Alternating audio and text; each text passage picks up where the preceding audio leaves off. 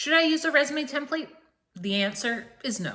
By the end of this video, I'm going to tell you the reasons why using a resume template isn't in your best interest. And I'll also share with you where to find a resume structure that works well.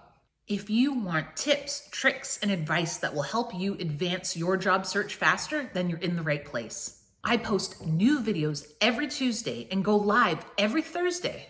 So if you'd like to get interviews faster, hit that subscribe button and then click on the bell to get notifications for when I drop my next video and when I go live. My videos will equip you with some of the most valuable tools and information to make your job search easier, because job searching shouldn't be this hard. I'm Kamara Toffolo, resume writer, LinkedIn consultant, and job search strategist who helps working professionals dare to do work differently and land great fitting gigs. You may have landed on this video because you were looking for a resume template. I'm hoping that I can persuade you not to continue looking for a template and instead create your own resume in Microsoft Word, but more on that later.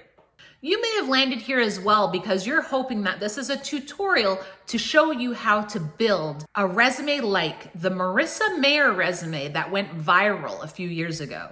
Sorry to burst your bubble, but that isn't actually Marisa Mayer's resume. It was just a marketing play by a large resume mill. So if you're looking to emulate the Marisa Mayer resume, please save your time. If you're thinking about purchasing a fancy resume template from Etsy, please save your money. And those pretty resume templates that you see on Canva and Microsoft Word, please save yourself from a headache. Don't use any of them. Let's talk about why resume templates are bad. First of all, resume templates tend not to be Applicant Tracking System or ATS compliant. For more on the ATS, you can view the video that I've linked in the description below. With these templates, from often being multi-panel or a multi-column structure, all the way to using file formats that are actually images, there are many reasons that these resume templates don't actually work. And this really comes as no major surprise when we realize that the creators of these templates are often designers and not resume writers or people who have experience in hiring. They don't know the ins and outs of what works with the ATS or the resume screening software. Let's take a look at some of these resume templates both on Canva and on Microsoft Word. When we take a high-level look at these resume templates, they look pretty at first, but when we dig deeper, we see multiple panels, information in places that one wouldn't expect the information to be, contact information all the way on the left-hand margin, spots for our actual photograph. When it comes to North American resumes, we definitely don't want to include our photo.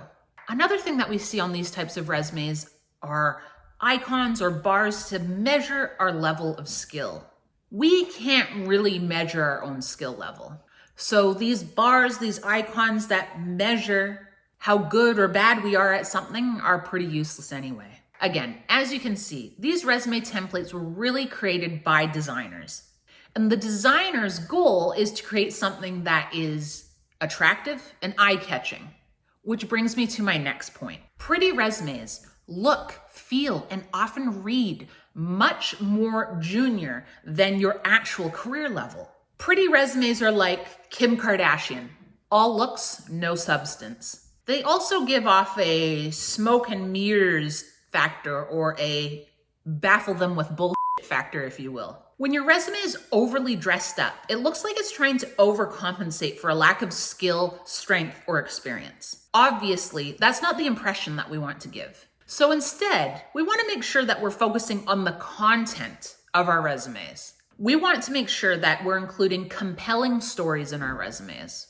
Stories that back up our qualifications, that showcase our results, and that demonstrate the value that we can bring to our next role. We do this through a focus on writing, not design. Is this making sense so far? Let me know in the comments below with a thumbs up emoji. The next reason to avoid buying or using a template is because, believe it or not, they're actually difficult to read. English readers read left to right. For sure, our eyes can bounce around a little bit as we scan the resume. Hello, 6-second scan, anyone? But in order for recruiters to scan your resume quickly, they need the content of your resume to be delivered in an expected format. These templates don't dish up resume content the way recruiters expect it to be served. This creates unnecessary work for a people in a place of hiring when reviewing your resume. And when it becomes difficult to review your resume, you've already lost them. And with these resume templates, you also really run the risk of not properly filling in all the fields or possibly leaving behind some templated information. Recruiters and hiring managers don't really like reading a resume that says, insert bullet here, when it should be giving them some information about your actual work experience and accomplishments. So now that I've crushed your dreams of using a fancy resume template, what should we do instead? I really recommend that you check out my videos that I've linked in the description below about resume formatting. In these videos, I really show you how to build the structure of your resume, or the scaffolding, if you will.